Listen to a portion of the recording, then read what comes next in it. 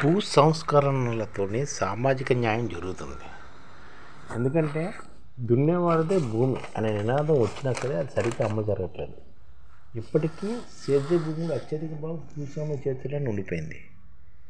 చూస్తే భారతదేశంలోని 2013 నాటికి 57 లక్షల మందికి 65 లక్షల ఎకరాల భూమిని వివిధ రాష్ట్ర ప్రభుత్వాలు పంపిణీ చేశాయి అనేక చట్టాల మూలంగా.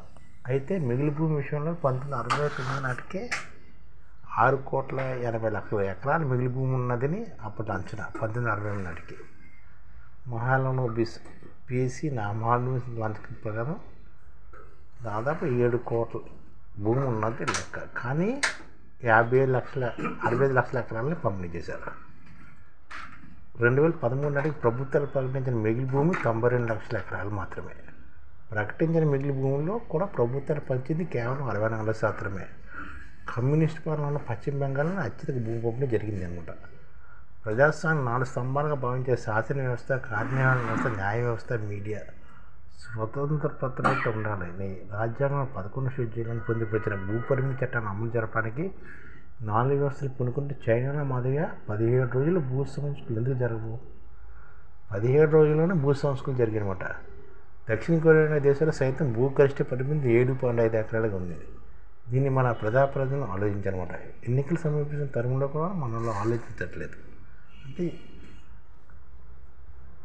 దక్షిణ కొరియాలోని భూ గరిష్ట పరిమితి 7.5 ఎకరాలే. అలాగే మన భారతదేశంలో కూడా భూ పరిమితి చట్టాన్ని ప్రవేశపెట్టామన్నమాట. భూస్వాముల చేతిలో ఎక్కువ భూమి ఉండిపోయింది కాబట్టి 1952లో ప్రారంభించిన కమాండ్ ఏరియా డెవలప్మెంట్ పథకంతో వ్యవసాయ రంగంలో అభివృద్ధి శిఖరం చుట్టి 1965 నాటికి దాన్ని హరిత విప్లవంగా మార్చారు. ఉత్పాదక పెంచడానికి సామాన్య న్యాయ సాధనకు హరిత విప్లవం ఒకటి సరిపోదని వ్యవస్థాగత మార్పుల ఆవిష్కరణని భూ సంస్కరణ ప్రారంభించి 2 దశలుగా అమలు చేశారు. భూ సంస్కరణ చట్టాలను 1948-53 మధ్య కాలంలో దాదాపు అన్ని రాష్ట్రాలు అమలు జరిపాయి.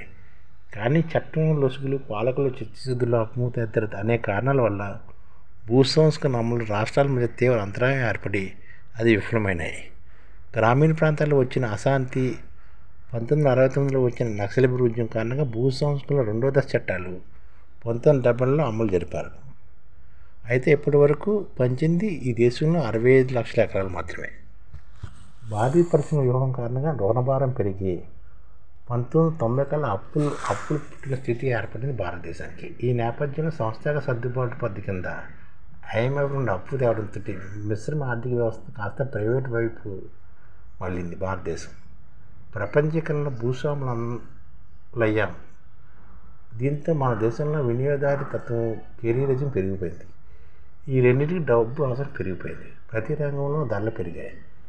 దీంతో జీవన వ్యయాలు పెరిగి మధ్యతరగతి వర్గాలు మొత్తం ప్రభుత్వ పథకాలపైన ఆధారపడే స్థితి వచ్చింది.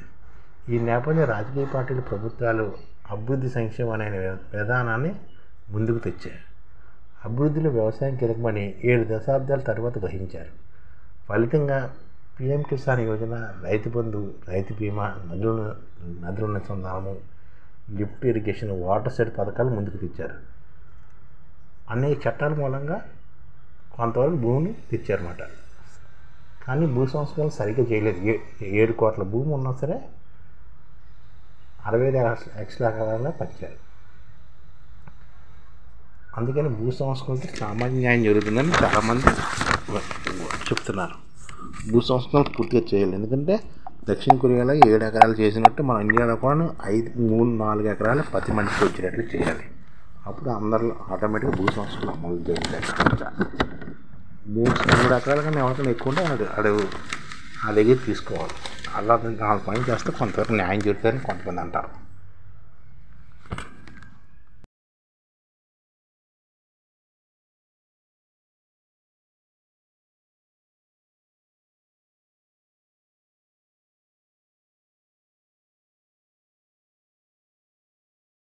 ఈ ఛానల్ ముఖ్య ఉద్దేశం ఏంటంటే మన తెలుగు రాష్ట్రాల్లో 1 కోటి మందికి సంఘటిత రంగాల్లో ఏ విధంగా ఉద్యోగాలు ఇవ్వవచ్చు, కనీస నెల జీతం 30,000 వరకు ఏ విధంగా ఇవ్వవచ్చు, ఏ విధంగా చేస్తే ఉద్యోగాలు సృష్టించబడతాయో వివరిస్తూ ఈ ఛానల్ వీడియోలు వస్తాయి.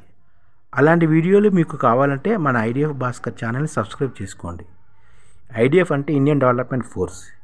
ఈ వీడియోలు చూసిన తర్వాత మీకు నచ్చితే లైక్ చేయండి, మీ ఫ్యామిలీ మెంబర్స్కి షేర్ చేయండి మరియు మీ ఫ్రెండ్స్కి షేర్ చేయండి. Thank you. నమస్కారం.